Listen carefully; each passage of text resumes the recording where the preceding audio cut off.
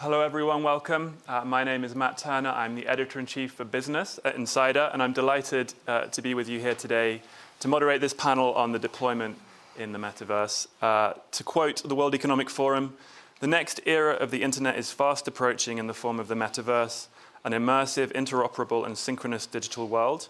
We're here today to talk about the industrial applications of the Metaverse, and I'm honored to be joined by an incredible array of panelists with a diverse range of perspectives on this topic. Before I introduce them, I just want to say, if you're following along with the live stream, a reminder that you can use the hashtag WEF23 to comment and follow along. And for those of you in the audience, we'll have time at the end to take questions, so start thinking about those now. So we're going to talk about problems that the metaverse, industrial metaverse can solve, some of the challenges, and also use cases, which I'm really excited to talk about. So to introduce my panelists, starting from my immediate left, His Excellency Abdullah Al-Swaha, the Minister of Communications and Information Technology for Saudi Arabia. To his left, Asa Tamson, SVP and Head of New Businesses at Ericsson, followed by Dr. Bernd Montag, Chief Executive Officer of Siemens Healthineers, and then on the far left, Peggy Johnson, CEO of Magic Leap. So just to share an anecdote to kick things off. So I've been here in Davos all week and telling those folks that I've been meeting with about this panel, and often the response has been, the industrial metaverse, that sounds fascinating. But what exactly is it? And so I thought it would be a great place to start. When you think of the industrial metaverse, what does it mean to you, Minister? Thanks, Matt. And let me kick off by establishing one thing first. The current 2D world of the digital world that we live in today is not fit for purpose in the 21st century. And I'll share with you a story from neuroscience to prove it, since we have Siemens Healthcare here with us on the panel. There was a patient by the name of Elliot. He used to be a lawyer. And his doctor, Antonio Damasio, extracted a tumor from the right side of his brain. And surprisingly, post the surgery, he was not capable to make decisions anymore, because it is emotions that drive action, not logic that drives thinking. And this is why the 2D world did not work at the time of remote education, remote work, and this is why you have companies like Salesforce.com, JP Morgan calling people back into the office. Because it's not only killing productivity, I would presume it's killing the next generation leaders. We all love it in a meeting when you nudge your colleague to make sure that you tap him on the back when he's doing a great job. Or another colleague that is doing a fantastic presentation and you give her 2 thumbs up or feedback post that session. This is why genuinely I'm a big advocate of the metaverse, that it's going to be the next wave of how immersive experiences work for consumers, enterprises, and the industry. Fascinating, and a fascinating story about the lawyer. I'm kind of curious, Peggy, as well. What do you think of when you think of the industrial metaverse? What does it mean to you, and how do you define it? Well, I think in some sense it's already here. We're using it with our phones and our physical world. You probably got to this room today because you looked up where it was, and that's a digital merging with your physical world. I think the true potential of it is when your digital and physical worlds actually merge. And that's what the metaverse can do, when we can put digital content accurately placed within the physical constraints of your world, the world that you see. And that's when it really comes to life and brings true productivity in these industrial environments. So let's talk about the use cases, because I think that helpful in making it real, right? So Dr. Montag, let's start with you. In terms of the healthcare industry, what are the opportunities that you see here? So I take an example from our company. Our signature business is medical imaging. Yeah? And one way to look at imaging is it actually, instead of producing slices, yeah, so the 2D example, look at it as producing a digital copy of the patient. Yeah? And you can interact with this digital copy, so to say, in the metaverse. It's terminology we don't really use in healthcare, but it is basically where things are going. Examples, yeah? In NYU, one of our customers is using cinematic rendering. Yeah? This is something we use, so it's to illustrate disease, and instead of sending a report in text to the patient, a link to that 3D graph with text and so on and so on. We see people replacing anatomy education, yeah, instead of using human bodies, yeah, switching it to virtual exploring 3D animations. Yeah. And when you look at how care teams will be able to work remotely on a given patient, yeah, look at alternate futures depending on how you treat the patient and so on, then I think you see that in healthcare there is a lot we can do. Yeah. And Peggy, we were talking before this meeting about case studies that you have at Magic Leap as well. Yeah, so super interesting. We've been working with a company that does heart catheterization. So ahead of a heart surgery, they have to wind a catheter through the vessels. And they were previously, a surgeon is looking at a 2D screen with some CT scan of the heart. And the patient's here, and they're making their mind sort of do the work to translate what they're seeing on the 2D screen while they're real time putting the catheter in the heart. Now they're putting the image in front of the surgeon's eyes. The heart can be in front of the surgeon's eyes. You can open it up, and because there's cameras there, you can actually see. And the accuracy of the catheterization is much higher. The outcomes are much greater. It's safer for the patient. And it's the first example of what I think will just completely change the operating theater, the surgical theater. You're going to have this additional tool in there. I think we'll look back and say, do you remember when we used to do surgery without augmentation? Because it's just a great tool for the surgeons, and the outcomes are higher. And just to stay on healthcare for a moment, how much of this is real right now versus what you're seeing into the future? And kind of what does that journey look like? I mean, in healthcare, things always happen gradually, yeah? And I mean, as a general statement to advertise the fields, often we hear healthcare is behind, yeah, in digital and so on and so on. And it's not because healthcare is behind, but it's more difficult, yeah? It is, you want to have ultimate safety, you want to have ultimate trust, it is sometimes harder to solve, yeah? And that is why the adoption also doesn't come in big bang. But what you talk about is also moving us, yeah. I mean, augmenting surgery with 3D and other information. It is happening, and it's the switch from 2D to 3D to 4D and real time, which is happening very gradually, but not with one singularity type event. And if I could turn to Asa, I'm curious, just with a perspective from Ericsson, where else beyond healthcare do you see this having the greatest potential? Well, I think we see it already now, you could say, in different maturity steps in many sectors, and I think there will be many that we have not even thought about yet. A couple of cases, we've been working with a port in Livorno, Italy. Just the fact that you can bring a digital twin real-time into operations for the head of operations of the port has reduced operations cost and efficiencies by 15%. But what I think is interesting when you look at ports is the number of CO2 emissions. And they've been able to reduce CO2 emissions by 8%. You may say 8% only, but we need every single percent if we're going to meet that goal and I think save our planet. So I think there's so many cases we start to see across industry, from healthcare, from port operations. We had an amazing case that's been in operations now for, I think, almost 2 years in Australia by a construction company. If any one of you ever done a refurbishing project of your bathroom, you can imagine, all the construction buildings, and so much inefficiency. But it's also kind of a communication problem. So once the architect, the project manager, the construction workers, the safety inspectors, the auditors, but also the users of the future building can actually not only talk about that building, it's not because they may not speak the same, what we say, typical language, but even if you all speak, say, English, you will have a different image in your brain of what that future building looked like and the details of it.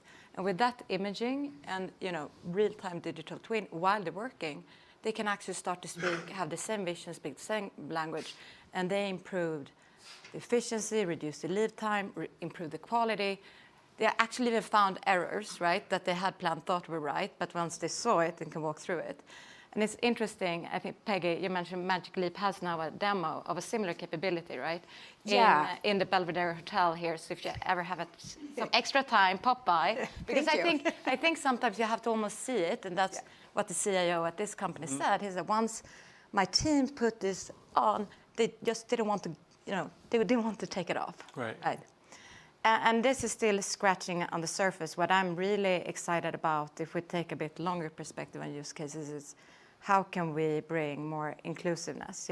How can you use this to onboard new employees faster, include more people in the workforce, reskill people faster, include everyone in that meeting and have the same experience, or even using that capability so you can speak the same language. We have a lot of generative AI where you can actually make now so we can have a conversation in our respective languages, and I have that experience in Swedish.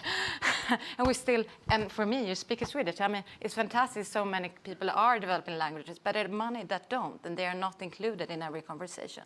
And I think that's really where I'm excited about what we can realize if we use this capability right. Two follow-ups. One, just which industries are you seeing the greatest adoption and the greatest just interest in terms of the conversations you're having where people are leaning into this? I think it's hard because at the moment there are islands, and I would say POC would be interesting to hear, I think, Peggy's perspective on this as well. But I see more island. I don't see cases where this is, it was a big huge wave and everyone adopted it. But I think we see a lot of interest and immediate benefits to onboarding and skill. It's used by many automotive OEMs in production. You can bring also expertise skills to field workers. I think we're seeing it a lot in many industrial classic applications, and see most experimentation by the verticals are already quite advanced in using automation technologies like automotive OEMs, consumer electronics. The other part where I've seen quite a lot is actually huge retail and consumer goods companies that are have quite a big churn of employees and use this to improve and shorten the time for employee onboarding and training. So that's where I see most. And then I see a lot of exciting cases in healthcare, but I think to your point, the adoption will take some time, but quite a significant breakthrough when you think about the impact. Yeah, just to add on to that, we're seeing a lot of activity in industrial settings, factories, and we've had companies now who are training their employees. They used to train them in a classroom with manuals, then put them out on the factory floor after a few weeks. With this type of technology, a headset on your eyes, they can bring them on board much more quickly. They reduce their training costs by 80%. PBX Linear, a small Midwestern manufacturer, has been using it. 80% reduction in training costs. But interestingly, 25% reduction in rework and scrap, which is a real savings right there. But the one that I found the most, the most promising is the engagement that the employees had. They feel more empowered. They don't have to go ask somebody because the answers they're basically wearing a PC on their eyes. The answers are in front of them. And the retention that it's caused, which is right now a huge problem in the industry. In industrial manufacturing settings are retiring. They're retiring in droves, and they can't bring enough people on. And with the low employment rates, it's a real problem. So this is a tool that can really change the dynamic in that space. And what is so? One of the comments that I heard earlier in the week is, pilots would go into a simulator and spend hours in a simulator before they actually get into a plane and start flying and what have you. And in a way that kind of mimics some of what we're describing, right? And so the use of this in training seems very exciting. Asa, you kind of alluded to this, that sometimes there's companies have to buy in and they have to get their employees to buy in to a degree, right? I think you gave the example of once our team saw it, they didn't want to take it off, but they had to maybe be convinced to try it in the first place. Is that something that you see? I think at the moment where I've seen that adoption, you already have, you could say, a champion who's really excited about it. I would say sometimes call it the geeky hero, right? Yeah. Typically have a list. I think, and this is different, I think, than the discussion we had when we talked more generically about automation, where you felt a threat because you were going to be replaced. I think what we see in many of the cases with mixed reality is actually more real-time, helpful data that empowers the person doing their job. Maybe can do it safer, maybe they can do it smarter. And I think we've seen that in many cases. So I've seen less of a conflict, to be honest, in that. Then I think you have to try it on to see the power of it. Right. Yeah, you try and you need to experiment with it. Yeah. Minister, you're chairman of NEOM's company focused on future technologies, including the metaverse. What is it that you see as the greatest potential, and kind of can you just take me behind the scenes a little bit behind Saudi Arabia's kind of investment in the metaverse more generally? So let me share with you examples from Ericsson Healthcare and Magic Leap, as we have the great pleasure of collaborating with some of the biggest innovators in this space. On 5G, the kingdom celebrates with Ericsson one of the fastest 5G deployment. And as a matter of fact, in terms of spectrum allocation, the kingdom today ranks #1 in terms of spectrum allocated for the industrial internet, the industrial 5G, and subsequently the metaverse, which is all important about the latency that is required to enable those use cases. When it comes to NEOM, I'll share with you about NEOM and about the Red Sea project. And the chairman, the Crown Prince, he has a saying, prove it to me in a digital twin first. So prove it to me in the metaverse first. So we promised him during the Red Sea project that we're going to deliver 0 waste to landfill. And he was able to show it to me on the design phase, the build phase, the optimization phase. And we were able to collaborate with those top innovators to showcase it. Within NEOM, we made a promise that we're going to preserve 95% of the environment, and we were able to do that. Let me segue into Aramco and SABIC, because they actually have the showcase here in Davos. They have a center called ICE, which is Innovation for the Circular Economy. And we were able to leverage the digital twins, the metaverses, to produce the lowest carbon intensity when it comes to our energy production, but also prevent flaring with an IoT implementation. Last but not least, with Magic Leap, we're training our folks to improve retention of these employees as they go into those energy environments and be able to deploy solar and wind in a much faster and practical way. Fascinating. So let's talk about the impediments and the challenges, what you've described, just huge potential, but clearly, as there always are, challenges. So I'm curious, Asa, what do you see as being the challenges to a faster adoption, essentially? I think one is just, if you call it just the untethering. So I think we have a paradox, which is a lot of the metaverse stack is really built up by AI capabilities. And that requires a lot of power on the one hand. On the other hand, you want the devices to be as smooth, as easy to use, small, so they're easy to adopt, right? And you have a very clear conflict there. And I think this is obviously where Ericsson is trying to kind of improve the quality and capabilities of the network. But I don't think that will be enough. I think you have to couple that together with more edge compute, more edge capability, because then you can actually offset a lot of the computing from the device itself. And I think that you can architect for one factory, one site, for sure. No, actually not that complicated. However, once you want to have this across sites, across experience, across different tech stacks, providers, that's when we get into a bit more complexity. So I think be able to find a way where we can, in a more standardized way, continue to distribute workloads across different stacks, connectivity, cloud, edge, but also across provider and private and public. I think that there we still have work to do, and many actors are working on it. I think the other big one to me is bias. So we are, at the end of the day, since a big part of the stack use a lot of AI capabilities, it will never be better than the data is trained on. So I think we have a responsibility, and I think learnings from our previous work with AI, how can we make sure that we have a fully inclusive data set when we are rendering, visuals, images, faces, but also how we interpret different body language. All of that will come through as we evolve this. And I think quite often we say best effort first, and this is an afterthought. I think we have an opportunity to make sure we have a rich, more inclusive data set from the start. Yeah, that's a great note. I would put the same question to Dr. Montag and Peggy. So I think in healthcare, when it comes to new technologies, there's always, I think, two things. One is trust.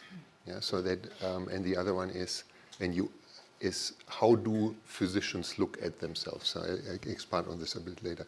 Trust is, I mean, in healthcare, super important, and that is also what makes healthcare so more challenging, yeah, because there is no room for error, and there is no room for a data privacy problem, and so on, and there is no misstep allowed. This, I wouldn't call this an impediment, it is a necessity, but something we just have to be extremely mindful about.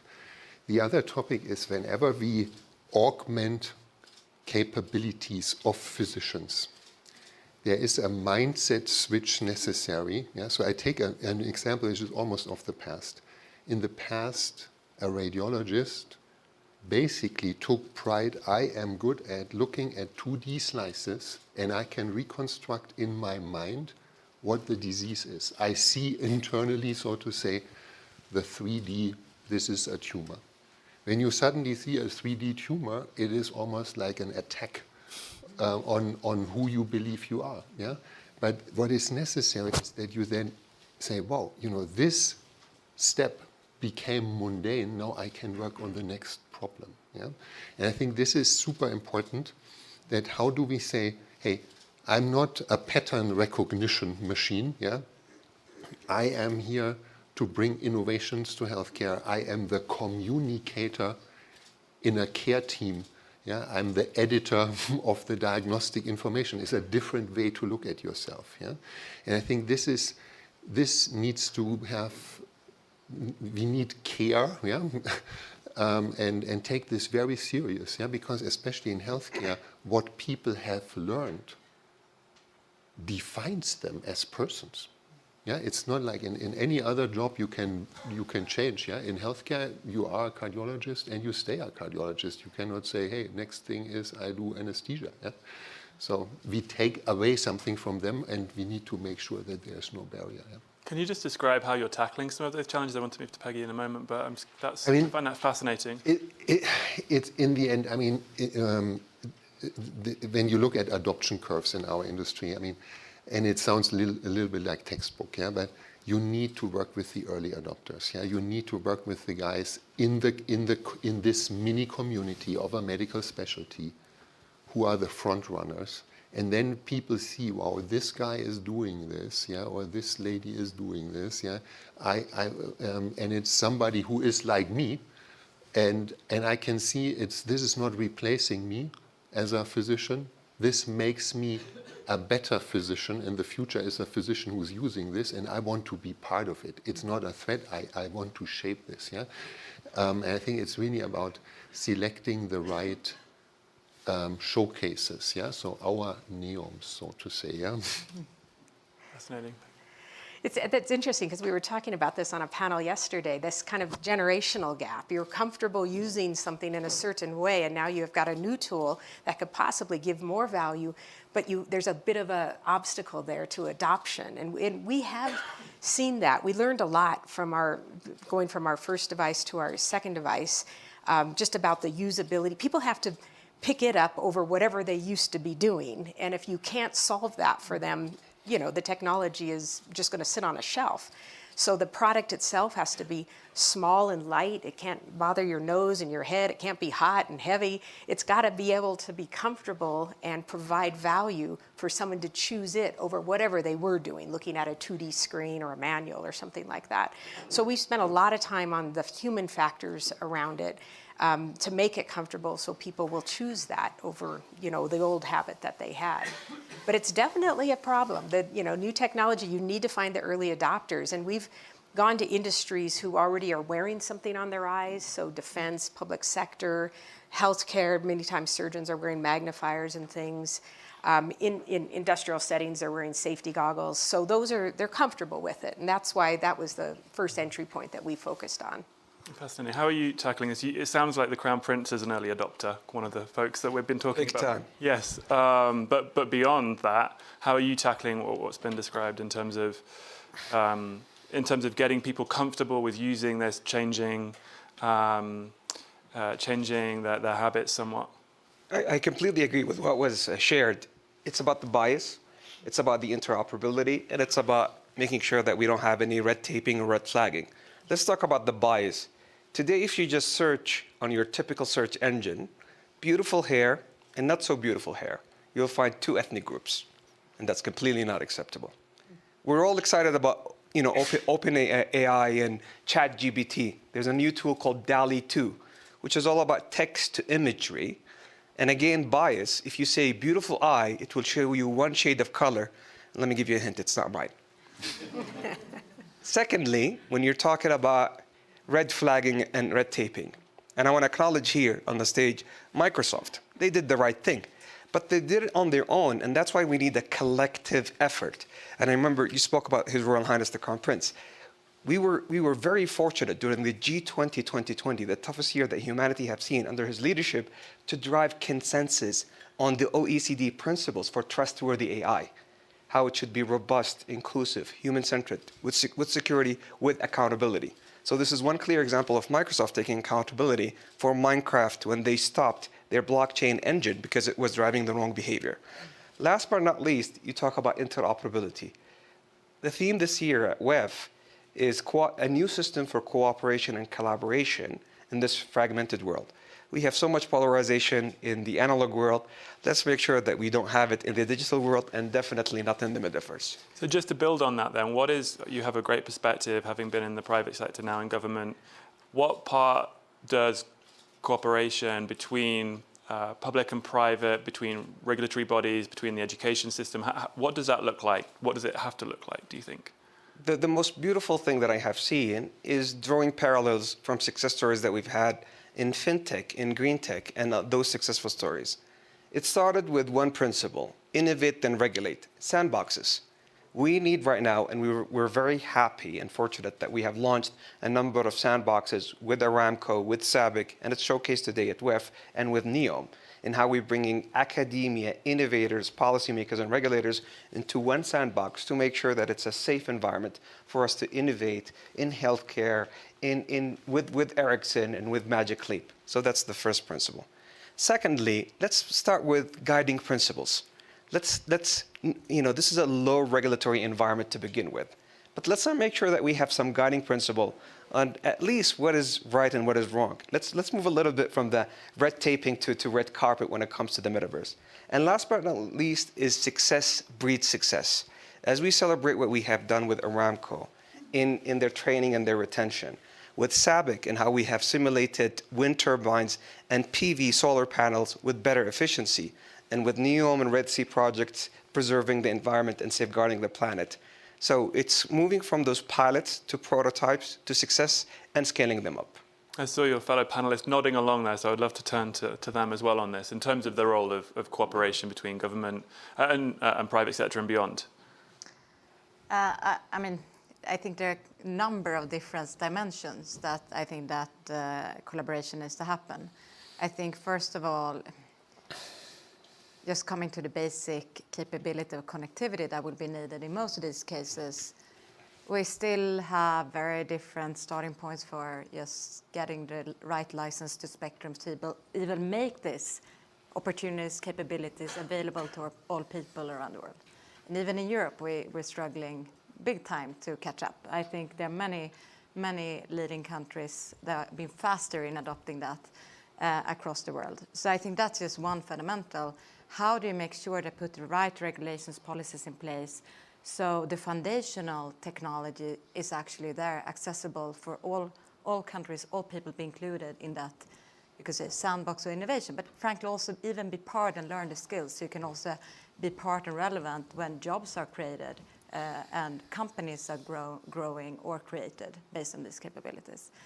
The other part I think is really about your point about sandboxing. Sometimes, there are important things, some that we raise, bias, some privacy, security, and sometimes we have a tendency that we want to over-regulate everything because we just don't want to see any mistakes. And I think here comes the paradox. Yes, we need to design the platform and solutions to address these concerns.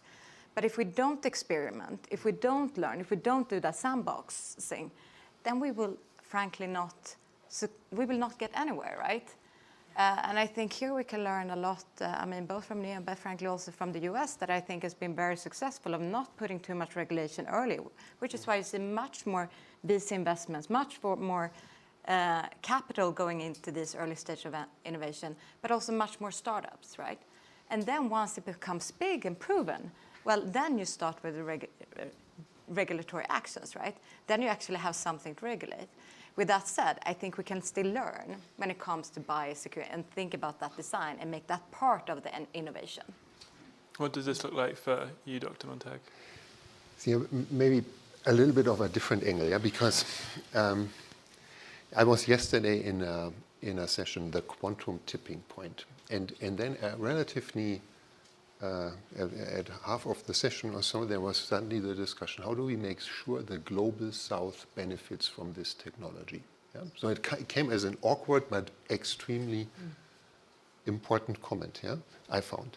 So one different question is, yeah, when we say in the metaverse, do we want to do the typical stuff? Yeah, we start with the people who have everything already, and then comes the next challenge: how do we make it accessible for 8 billion? Yeah, and I believe in again in healthcare, there's always two vectors of development. One is how do you improve what is already out there, and the other thing, how do you make things accessible where it's not yet. Yeah, and I think one important topic, and this is maybe where governments in our space could play also a role, is how can we use these technologies to leapfrog certain developments in the global south, yeah, where you don't have to break a bias of an existing system, but there is no existing system, and you jump to the target state right away. I mean, like the famous mobile phone example. Yeah, and I think this is something we should put on the map, and I haven't really sorted it out yet. But I think it's for me, I think it's an important thought, and this thought yesterday really was eye-opening for me. Yeah, an incredibly important point. Go ahead. So I think whenever you're launching new technologies, and hopefully we've learned from past launches, is you really need to work with government early and often so they understand what these technologies can do, the extent of the impact they can have. That's actually something I learned at Microsoft. I think they do a very nice job of that. And as we began to launch augmented reality, you have to remember these devices are not a cell phone. They are brimming with sensors. There's 5 cameras looking at your eyes because we need to know where your eye is gazing so we can put the digital content there. There's 4 cameras looking out at the world, mapping the world constantly so we can succinctly and accurately place that content. So these are not, your grandfather's cell phone. These are something completely different. And we've been engaged with the government since the start so they can understand, so that they don't overregulate, but they also don't underregulate. Yeah. And I think that's the appropriate way to bring new technologies in. You don't want to suppress innovation, but you also don't want to allow some of this out in the wild without the proper constraints around it.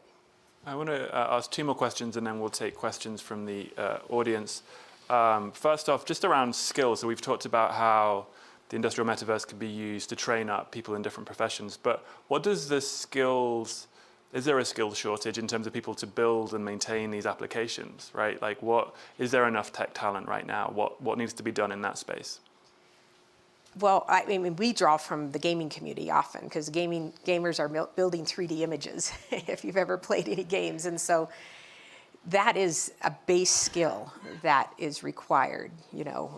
Developers who can code in platforms like Unity and Unreal and those physics engines. Those are things, and I think there's probably not yet enough emphasis on that from graduating students. So that's something we have to shift a little bit so that we have more skills to build these very useful applications. I would be interested to hear from. Of course, one always has to say we don't get enough people and so on and so on. Yeah, but actually, I'm pretty happy with where we are, and I think what the difference is, it is the purpose, is for the generation which is most active in this. It really makes a difference. Yeah, and gaming is maybe nice, or optimizing search engines and so on. Yeah, but having an impact. Yeah. on global healthcare, yeah? And especially when it's so visible, yeah, so immersive, like working on this, yeah, is a super attractive field, yeah. So and that really helps us also. Yeah? Interesting. Minister, I'd be interested to get your perspective. You work with Magic Leap with Microsoft, but what does it look like for you in this sense? I think this is a global headwind. I mean, WEF says that there's 4 million cybersecurity professionals that we need yesterday and 4 million coders.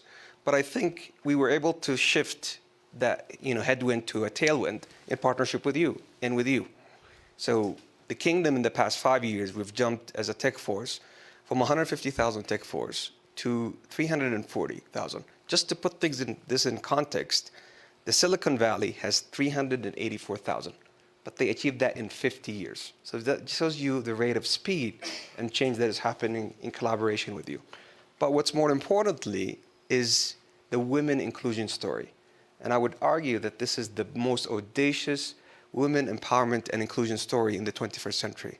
We have jumped from 7% women empowerment in tech and STEM to 32%, surpassing the EU average, G20 average, and even the Silicon Valley average. And it's not a surprise that in terms of women founders, the kingdom today globally ranks #1. So we're doubling down on talent and technology in the industrial metaverse. Just very quickly, how on earth do you do that? It's a remarkable achievement, but I'm curious. 5 years ago, the journey started with Prince Mohammed bin Salman MISC Foundation, in which they have ramped up what we call the Million Lives program, in which we have touched 1 million women and youth, not only in the kingdom, but in the region. And we started with Microsoft. Peggy at that time was at Microsoft. We started right now with Magic Leap and with Siemens and with Ericsson. And that created a movement and a momentum, and a tipping point happened.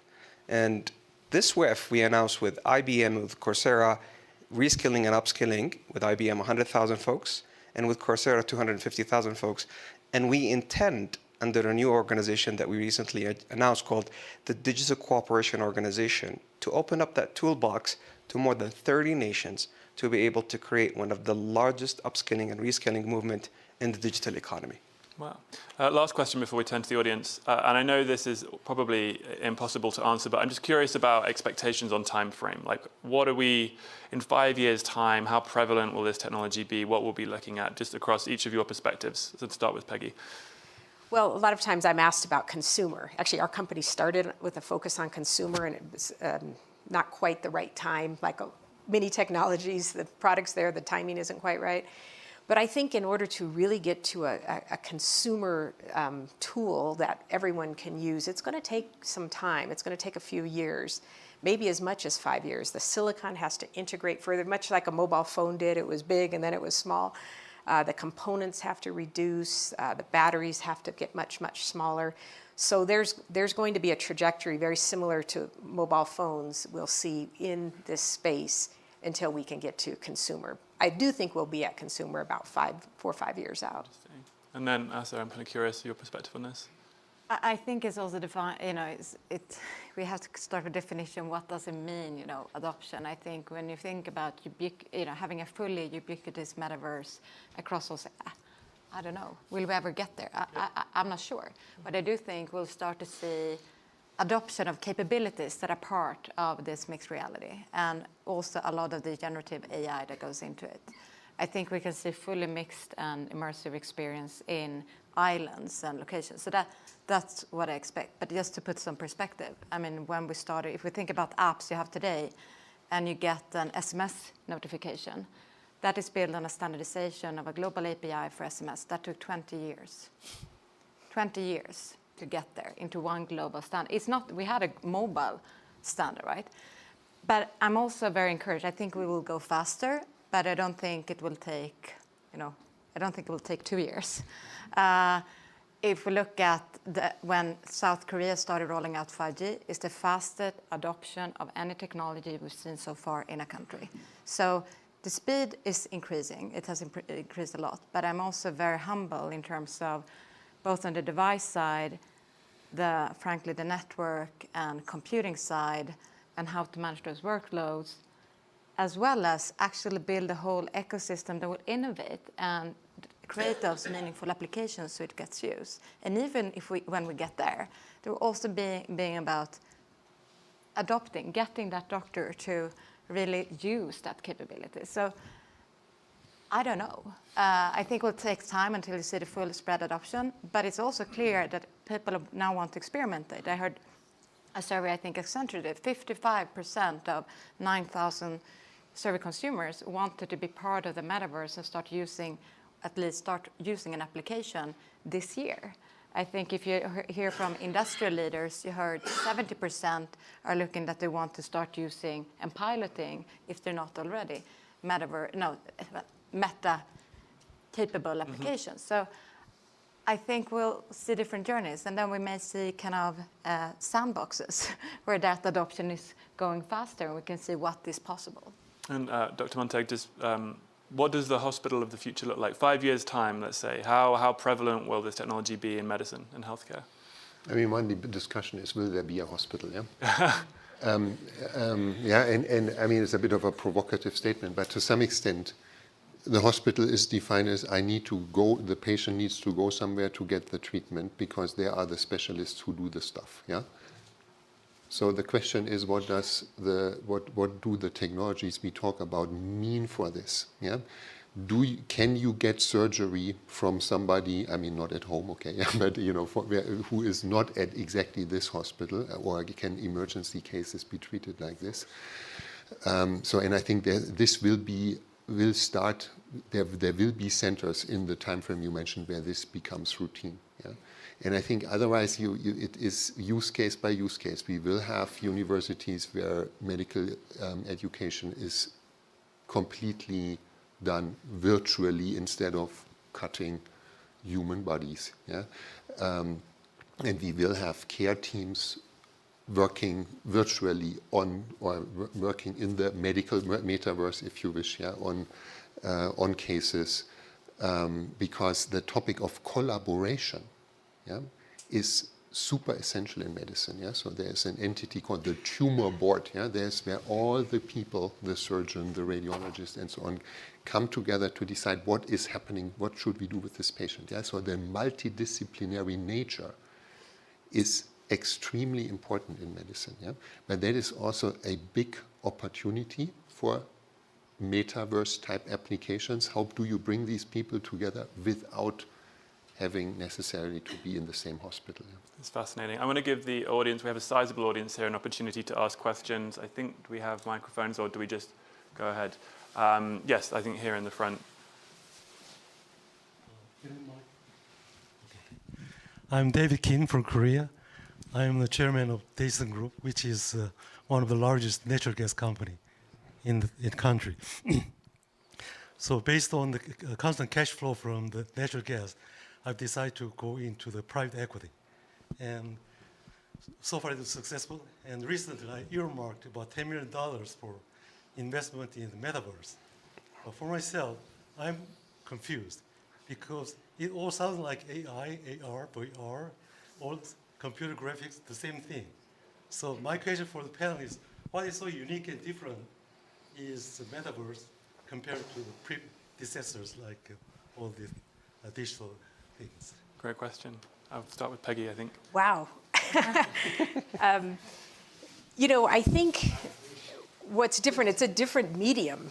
And it's something that, we haven't had the opportunity to engage in much because we haven't had the devices out there. But it's a completely different medium. You can put 3D images in front of your eyes. Eventually we'll be able to have, depict people, not just avatars, people who will be anywhere in the world in front of our eyes. And I think we're still learning about all the opportunities ahead. I liken it very much to the mobile phone. When it first came out, everyone thought, wow, you can make a phone call from your car. Isn't that great? You don't have to stop and find a phone booth and park and all that. That was what a mobile phone was. I was there. It was back at the Qualcomm days. This technology is very similar. What we're talking about today is what you can do with it today. There's very useful use cases today, but in the future, I think it's sort of the sky's the limit. It is the next paradigm in computing, and I would not bet against it. I think just to build on that, I think perhaps part, and the shift for maybe some of the confusion is what you're describing, Peggy, is kind of, it's it's a blending of worlds, right? And blending of, and that whole experience, what we call the metaverse, where we blend the physical and digital world. But what we can do with it, actually we're using so many capabilities. And that's why you will hear about computing. That's why you will hear about XR, VR, AR. That's why you will hear about all the AI capabilities, because you're using those capabilities when you're creating the experience or applications that you want to use in what we call the collective kind of concept, the metaverse. Are there any, just a question for me, a follow-up question, where would you recommend we go here in Davos or there on the promenade or elsewhere where you can actually try this on or use it? Is there anywhere that we can? Yes. We have a small booth in the first floor of the Belvedere, room 140, if you want to come by. I know there's also Accenture has several devices. I'm sure Meta is showing their devices. I believe Microsoft WEF has as well global has one. collaboration village with the WEF. So there are a lot of opportunities at the conference this year. Fantastic. Any other questions from the audience? I have one more, but just looking for hands. The one question I was going to ask, sorry if I was steady hands, what we haven't talked about is kind of the commercial opportunity here and kind of sizing that. Like how we've talked about productivity gains in terms of sustainability gains as well, in terms of cutting out the unnecessary use of resources, in terms of training employees. Like how big of a business opportunity is this ultimately? How big does this market grow to? I mean, I can quote a number. ahead. IDC has a number of 140 billion over, say, the next 5 years of everything. That's AR, VR, consumer, and enterprise. Having said that, the fastest growing line in there is enterprise AR, because it actually has use cases that have ROI right now. And for example, in the medical market, do you have a sense of? Yeah, in our case, yeah, it's like, I mean, imagine 50 years ago, somebody, what is the market for computers in healthcare? Yeah, and I think, yeah, and there's also the debate, what is the potential of AI in healthcare and so on. And I think, and also to your point, at least in our industry, quote unquote, we shouldn't put this as a separate market. It needs to be completely integrated. And the more we have the feeling we need to charge extra money for it, the more we are maybe on the wrong track. Yeah? It needs to be an integral part of how healthcare is delivered and make it more efficient. Yeah? So from that point of view, it is just one of the many wonderful innovation opportunities in healthcare, and we will make some money for you. Yeah. I echo that, and I actually refrain from making big, predictions of how big the market will be, because I think we're still learning, and I fully agree that it will not be one independent market. It's so many interrelated capabilities. But what I think is an interesting point also, if you look at today we have, I think, 3 billion people around the world who are not connected, who doesn't have the basic connectivity, right? And we've seen just by connecting those people, we will actually contribute to GDP growth. We will contribute economic health, education, inclusion. So I think also in the context of being at the World Economic Forum, I think, of course, it's the big business potential. And I think once you get it right, the adoption, because there is tremendous value, we've seen that it will be big. But I think also from a bigger, from the macroeconomic side and also from health and inclusion, I think about if we can also do that leapfrog. First connect, give that basic need of connectivity, which can enable education and health for many people who don't have access to it today. But what if you could also get that leap, make that leap so you can actually get access to the medical expertise, although it doesn't exist in your country. Yeah. And you can actually start to completely redesign how you get access to good quality healthcare, regardless of where you live, and also the same thing with education. I think that will be quite interesting. Will there be hospitals? Will there be just one physical institution called Harvard or Stanford? Or how will that look like when you start to look at both education, health for the masses, but also the quality and specialist education and healthcare? That's a great note to close on. I'm conscious of time. This has been a fascinating discussion. Thank you all for attending. We've heard about the real-world case studies the challenges and also the importance of cooperation. I want to thank our panelists for joining us. I want to thank our audience as well, and of course the World Economic Forum for putting this event on. Thank you for attending, and goodbye. Thank you.